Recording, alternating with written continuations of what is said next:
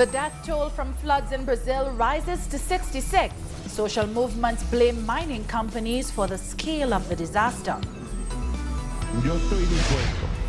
The Venezuelan president says he wants to restore diplomatic relations with Colombia. And China continues its tireless efforts to contain the novel coronavirus outbreak. Hello and welcome to Telesur. I'm Doris Polo in Quito, and this is from the South. At least 66 people have died and others are reported missing after heavy rains and flooding hit southeastern Brazil. Streets were flooded and cars swept away in Brazil's third biggest city, Belo Horizonte, by the worst storm on Tuesday night. January has been the wettest month there for over 100 years. The rains have forced more than 80,000 people from their homes in the states of Minas Gerais, Espírito Santo and Rio de Janeiro. Social movements say the flooding has been worse because of the collapse of mining dams in the region in recent years. After the collapse of the dams in Fundão and Feijão, specialists have studied the river and say these floods are much worse than previous ones. But the data shows this clearly, where with a smaller rise in the level of the river, the waters spread much further into the houses than before. In the floods of 2013, so we are demanding that the justice system acts to hold the Vale mining company responsible for making this flooding worse, and that it pays compensation. Our correspondent in Sao Paulo, Ignacio Lemus, has more. The rains have eased in Minas Gerais, which is where most of the deaths have occurred and where the largest number of people have been forced from their homes by the floods over the last week. However, sporadic rains are expected to continue for the rest of this week and next.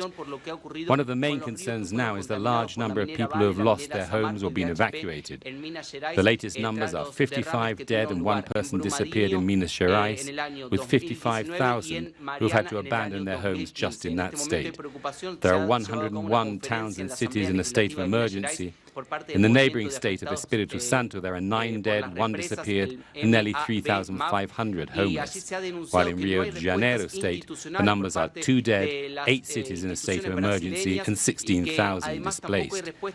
There are also accusations over the effects on the rivers of the collapse of the dams at Brumadinho in 2019 and Mariana in 2015. The movement of those affected by dams, the MBA, has given a news conference at the Legislative Assembly in the capital of Minas Gerais, Belo Horizonte. They accuse both government institutions and the Vale Mining Company of failing to respond to the situation. In particular, they refer to the contamination of the rivers Doce and Parapeba by the mining operations of Vale, which they say have aggravated the flooding, affecting not only tens of thousands of people, but also large numbers of livestock in this agricultural region. The president of Venezuela, Nicolas Maduro, has said he is willing to restore consular relations with the Colombian government. Now, this comes after Venezuelan authorities apprehended former Senator Aida Milano, who escaped from a Colombian prison last year.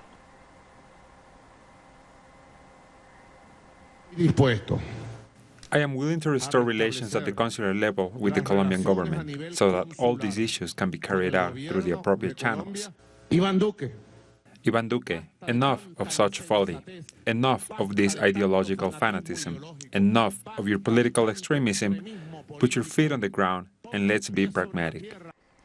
Social movements in Colombia are preparing for another strike against the government of Iván Duque and what they call his inability to see that there's a genocide taking place in the country. Hernan Tobar explains why. International organizations are expressing concern over the worsening humanitarian crisis in Colombia. They referred to the displacement of more than 400 people in the municipality of Tumaco in Nariño, Ñuquí in El Choco, and Tarasa in the department of Antioquia. They're also concerned about the increasing number of communities that are under siege by paramilitaries and cannot move, and the continuing murders of social leaders, human rights defenders, and ex-combatants. What we see in these areas is that when the state is absent or there are complaints of it has been bought out by illegal groups, or when it doesn't act, the communities look to their leaders for their own protection and to fight for their rights. When that happens, those leaders are affecting very powerful interests, and the leaders are threatened and sometimes killed. It is a very sad loss and very painful for their families, but it is also a loss for the country. This situation affects very particularly the indigenous communities. They are some of those most affected by the violence and the historical neglect of the Colombian government. On Twitter, Senator Feliciano Valencia, an indigenous leader, called it a genocide against indigenous peoples in Colombia. For 2 years, the Awa, Embera, Guanán, Gunadule, and Eperasapiara peoples have been confined to their own lands. They have been murdered, and children are dying of hunger and other diseases due to this. The government has done nothing and allows the exploitation of gold and timber and allows their extermination. There's no let-up in the violence in the country, but the government of Iván Duque is trying to deny it, despite the evidence. It hasn't understood the magnitude of this humanitarian crisis, while before their eyes there's systematic killing of social leaders, sometimes with the complicity of the state. The government's so-called protection policies have little effect. We have a government and a state, but mostly a government which is irresponsible in the face of the situation. President Duque does not understand the situation. He doesn't recognize there is a wave of systematic killings, and that there are some representatives of the state who are directly involved, and that paramilitary groups remain active. These international organizations are calling urgently for the United Nations Special Rapporteur on the Prevention of Genocide to investigate this serious situation. At the same time, social movements in the country will meet in Bogotá in a large assembly to plan strike action against these murders, the increasing violence, and against the neoliberal measures of President Duque's government. Various social movements are meeting here in Bogotá this Thursday and Friday to build a mobilization strategy against the neoliberal measures of President Iván Duque. They want the president to address the social, economic and political situation in the country, and one of their main concerns is the labor reform being promoted by the education minister. Moving on, in Chile, the prosecutor's office has charged police officer Carlos Martinez Ocares with the murder of Colo-Colo football fan Jorge Mora. The officer allegedly ran over 37-year-old Mora with his car after a football match on Tuesday night. Relatives of the victim say he was deliberately targeted by the police, who then prevented him from receiving medical attention. And the vigil for Mora ended with police repression and 2 subway stations being set alight. Police intervened to try to disperse the vigil, and some protesters responded by setting fire to a metro station and to a police armored car. Argentina's lower house has approved a bill that will allow the government to negotiate the restructuring of public debt. With 224 votes in favor and 2 against, the bill grants the government broad powers to seek the restructuring of about $195 billion of the country's $311 billion in public debt. The legislation will now go to the Senate. The International Monetary Fund, which lent $57 billion to Argentina, said it will send a delegation to Buenos Aires in February to discuss the matter. Uruguay's president-elect Luis Lacalle Pou has presented an urgent bill to Parliament weeks before taking office, a bill that has been criticized by progressive parties and social movements. The incoming government's emergency bill is criticized on a daily basis, as many in Uruguay see it as a move backwards for the many social advances made by the South American nation. In particular, an item regarding public security that was drafted from a highly repressive perspective. Upon first reading the bill, one can't help but be concerned because their answer to security issues is repression. Among other things, the bill proposes the protection of all security forces who, during their official activities, wound or kill civilians. This bill satisfies a number of demands from within the police. It also reinforces the idea that all security forces in Latin America have their hands tied. And this bill unties them. But this is something that was not born out of social demands, but from within the police. Future opposition sectors have said this law authorizes the easy trigger principle, as police will now act under the idea of shoot first, ask questions later. This is undemocratic. It's making police into super people who are above the law. It also puts their lives at risk, as gunfire only increases violence. Their message seems to be, police can shoot and then figure out what the issue was. Another item in the bill is the imprisonment of those who insult the police. Individual liberties are eliminated and people's rights will be under attack, as this law would also criminalize social protest. This bill has a very harsh outlook of social mobilizations. The wording is irresponsible and it will only cause tension among the population. Lacalle Pou's bill is under urgent consideration.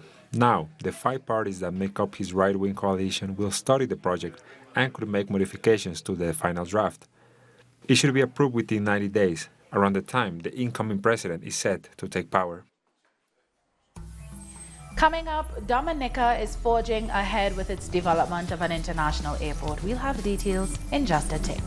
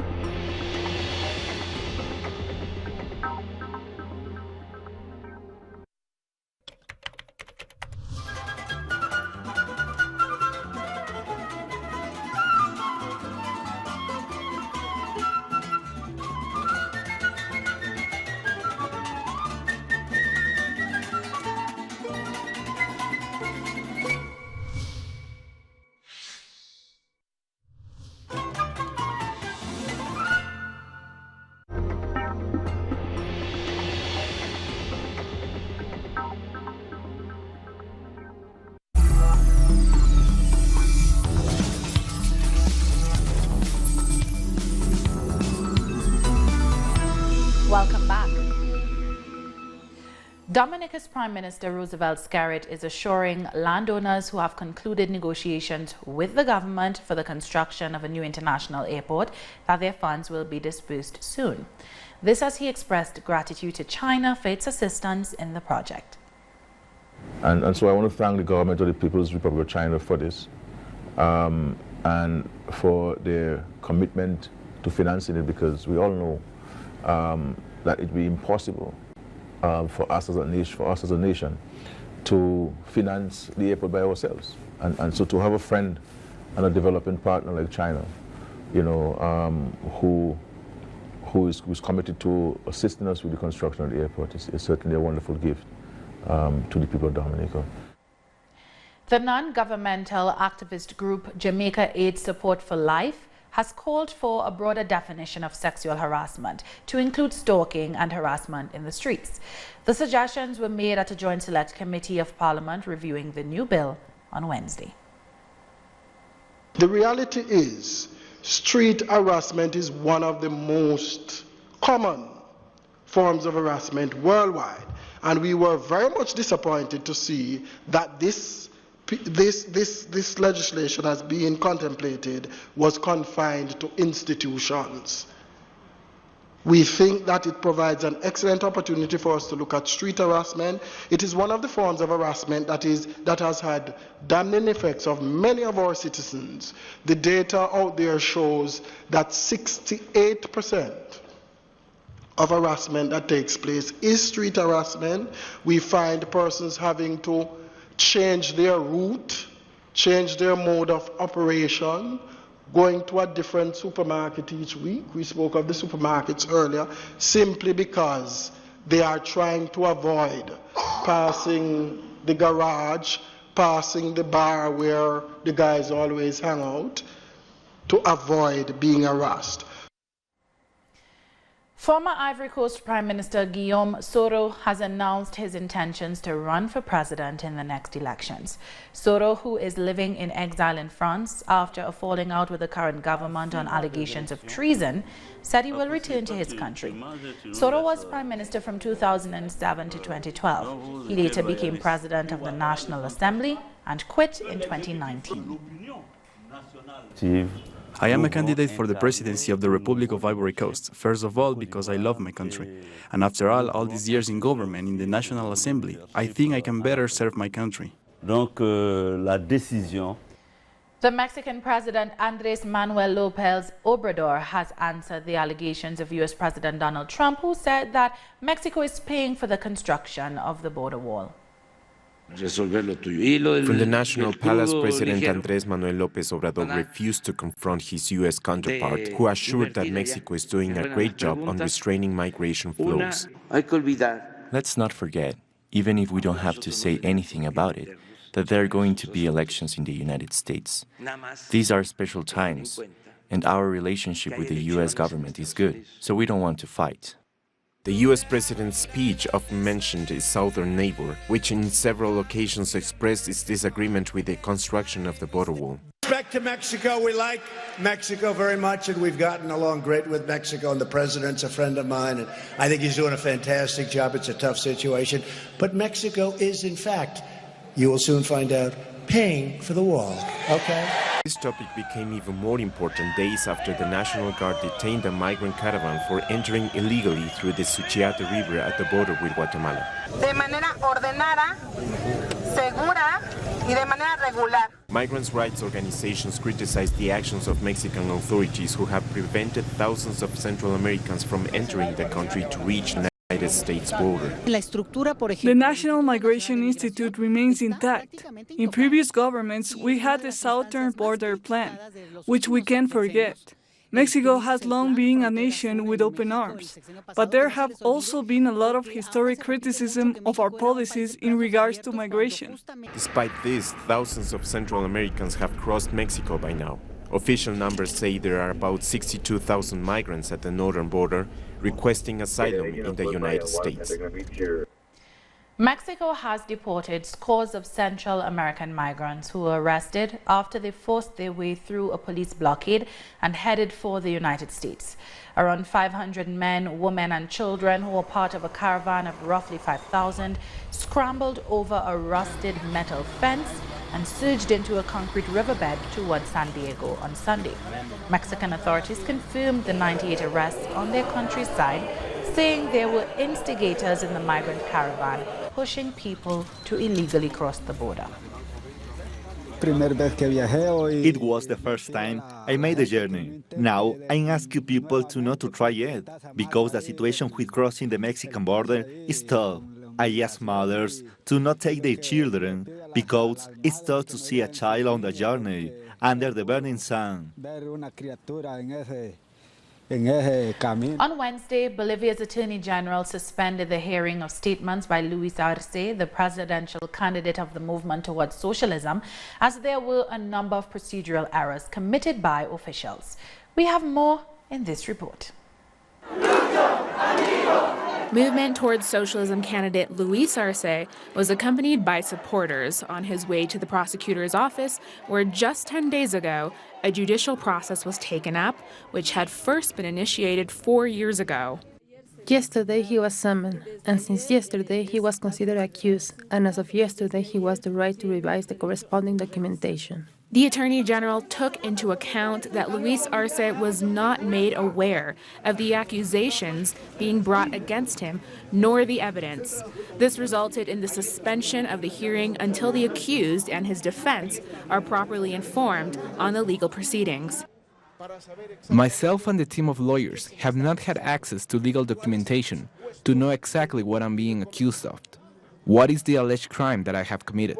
In this investigation, there are more than 40 bodies that I should know about, more than 70 annexes that I should know about. I was happily accompanied by people from the United Nations High Commissioner for Human Rights.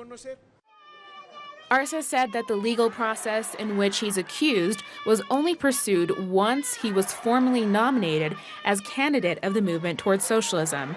And he says that it's part of the political and judicial persecution carried out by the de facto government. I have come to testify because I have nothing to hide. I am not corrupt. I am not a thief. Since the time that the movement towards socialism candidate arrived in La Paz on Tuesday, he's received an outpour of solidarity from supporters and members of the party, a party which has become the largest in Bolivia over the course of the last 14 years. We have come to support our president, who is going to be our fighter. He won't leave us. He is going to fight for the women, and he is going to fight until the end. We have come to see our president, who are we going to elect in May. That are we going to elect him as a president, Luis Arce Catacora and David Choquehuanca. Freedoms are being restricted in Bolivia since the coup government has taken office. Unfortunately, the union leaders and also the leaders of the movement towards socialism are being unjustly persecuted. Leaders of the movement towards socialism have been subjected to judicial persecution since the November 10th coup. With the May 3rd elections just around the corner, they're confident that they have the support to win the presidency and to return the country's democracy and institutions back to normal. When we come back, good news for migrants who are stranded on a vessel in the Mediterranean Sea. Stay with us for details.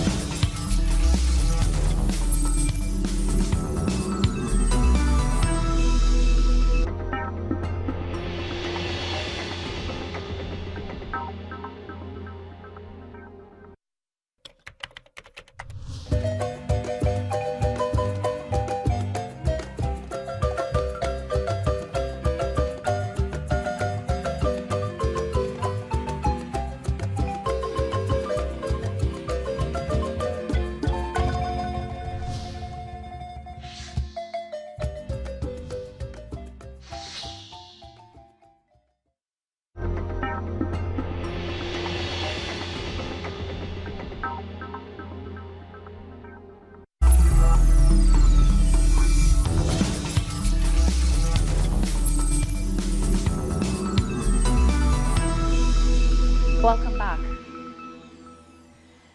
The number of confirmed cases of pneumonia caused by the novel coronavirus in China has risen to 8,149, with at least 80 cases confirmed abroad.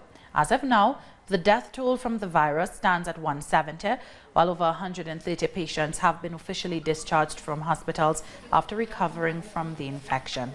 Preventative measures remain in full effect, as the streets of major cities have become virtually deserted. On Wednesday, the Director General of the World Health Organization said that China deserves the international community's gratitude for implementing the appropriate measures to contain the spread of the outbreak.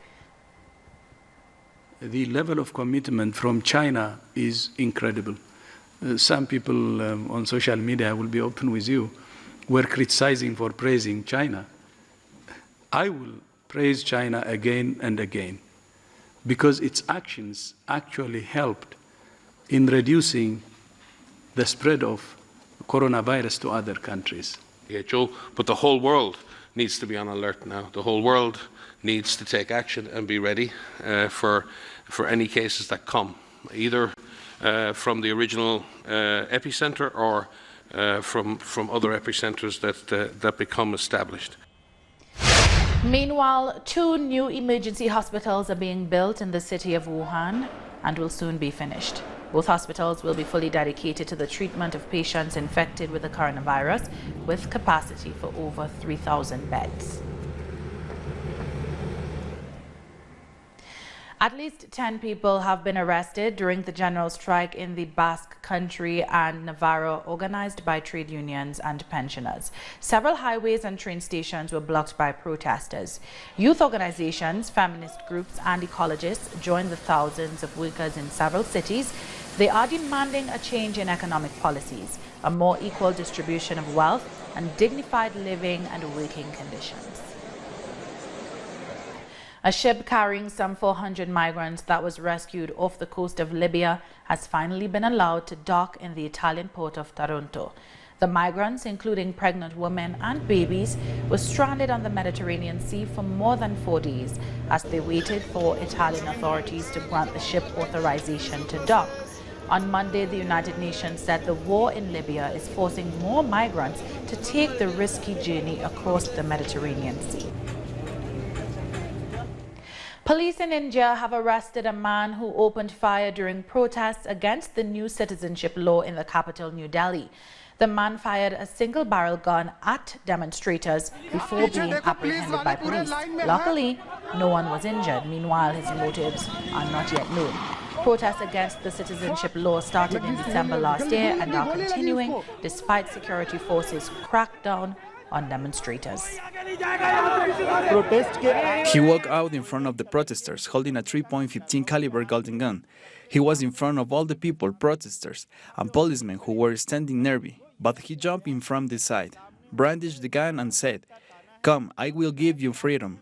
Everybody said. The media recorded the scene and then he backed off as the policeman approached him. And after that, he fired in front of himself, not up or down. And he repeated, "Come, today I will give you freedom." At least 9 people have been killed and thousands displaced by flash floods and landslides in Indonesia. Residents fled their homes to temporary shelters as heavy rains sparked disaster in North Sumatra. Local authorities have attributed the catastrophe to illegal logging, which might have loosened the soil, making it susceptible to mudslides. And that brings us to the end of this news brief. You can find these and many other stories on our website at telesurenglish.net. For our viewers in Africa, remember you can find us on Starsat Channel 461 in South Africa and Channel 539 in Nigeria. And join us on social